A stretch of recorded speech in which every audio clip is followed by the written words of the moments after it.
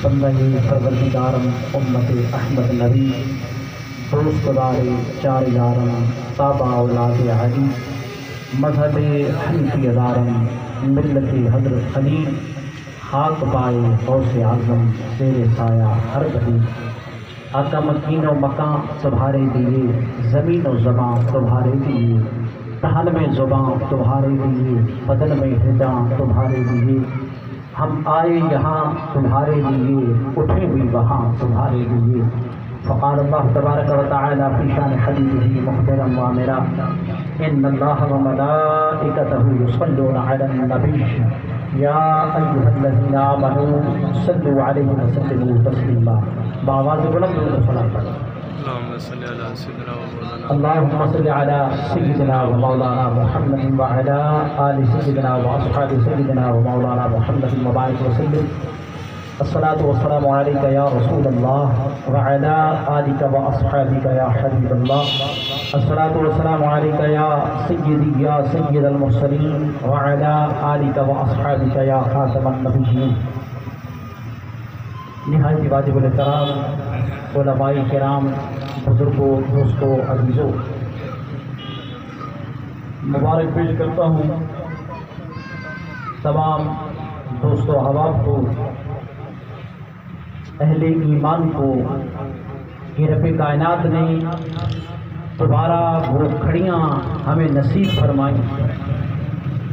کہ جن مقدس گھڑیوں میں تیرے اور میرے نبی مکرم نور مجسم شفیع معظم تاجدار کائنات صلی اللہ علیہ وآلہ وسلم جس ماہ مقدس میں تشریف لائے اور میلاد شریف اس حوالے سے ہمارے علماء اللہ رب العزت ان کی قبور پہ بے شمار رحمتوں کا نزول فرمائے کتب بھری پڑی ہیں قرآن و حدیث اور اس کے علاوہ صحابہ کرام رضوان اللہ تعالی علیہ مجمعین سے لے کر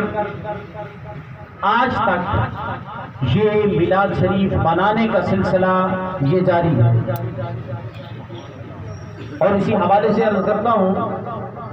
کہ حضرت یحییٰ علیہ السلام یہ بات اس لیے عرض کر رہا ہوں کہ آپ کی ولادت اور ان دنوں کی اہمیت کیا ہے حضرت یحییٰ علیہ السلام قرآن فرماتا ہے وَسَلَامٌ عَلَيْهِ يَوْمَ وُلِدَ وَيَوْمَ يَمُوتُ وَيَوْمَ يُبْعَثُ حَيًّا سلام ہو ان پر جس دن وہ پیدا ہو میلاد کسے کہتے ہیں حضور علیہ السلام کی آمد آپ کی ولادت کے پاس عادت اسے میلاد کہتے ہیں آپ کا اس دنیا میں جلوہ گر ہونا اسے میلاد کہتے ہیں اور فرمایا کہ سلام ہو جس دن وہ اس دنیا میں جلوہ افروز ہوئے جس دن وہ اس دنیا سے رخصت ہوں گے اور جس دن وہ زندہ اٹھائے جائیں گے اور پھر جب باری آئی حضرت عیسیٰ علیہ نبینا علیہ السلام کی فرمایا والسلام علیہ یوم ولدت ویوم اموت ویوم ابعث حیا فرمایا سلام ہو مجھ پر جس دن میں پیدا ہوا جس دن اس دنیا سے رخصت ہوگا اور جس دن فرمایا زندہ اٹھایا جاؤں گا اور جب باری آئی تیرے اور میرے نبی کی تو فرمایا لا اقسم بہذا البلد وانت حل بہذا البلد ووالد وما بلد فرمایا قسم ہے مجھے اس شہر مقدس کی کہ آپ اس میں جلوہ افروز ہیں لا اقسم بہذا البلد وانت حل بہذا البلد ووالد وما بلد اور آپ کے باپ ابراہیم کی کہ ان کی اولاد ہے تم یقین فرماؤ یہ ولادت باسعادت کے دن اگر قرآن و سنت اور شریعت مطہرہ کی نقطہ نظر سے اہمیت کا حامل نہ ہوتا تو میں پوچھتا ہوں اس دن کے قسم کھانے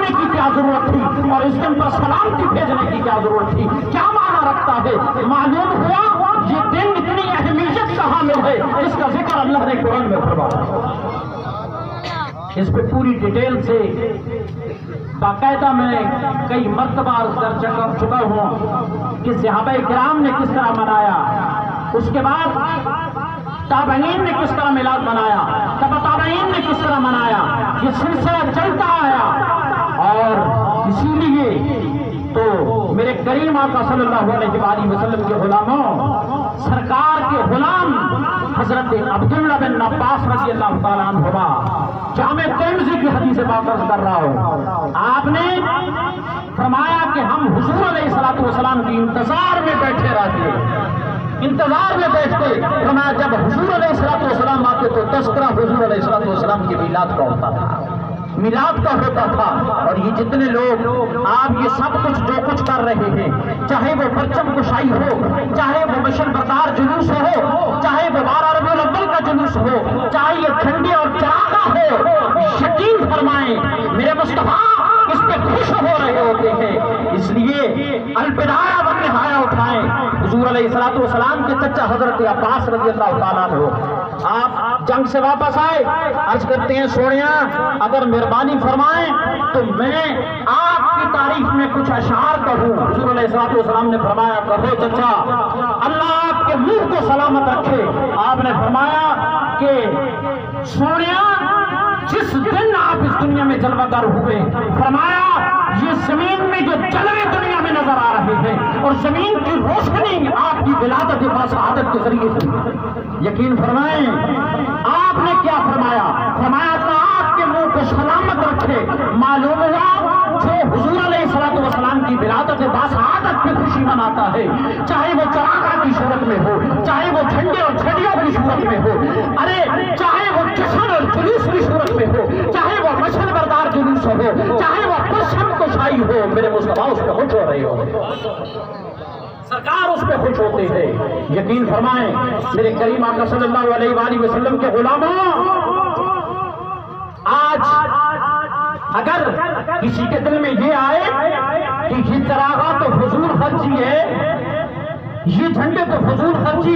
کسی غریب کو دے دینا چاہیے تھا، اس چراغاں کا خرچہ کسی غریب کو دے دینا چاہیے تھا،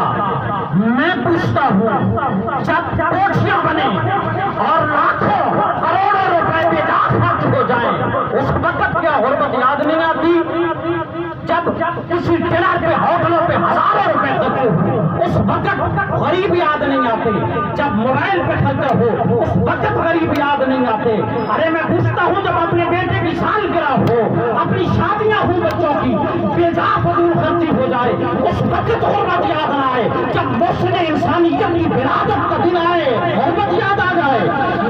نہیں، کیا حکم شریف ہے؟ فرمایا وَأَمَّا بِنِعْمَةِ رَبِّكَ فَحَدِّثْ۔ ارے اس طرح نہیں،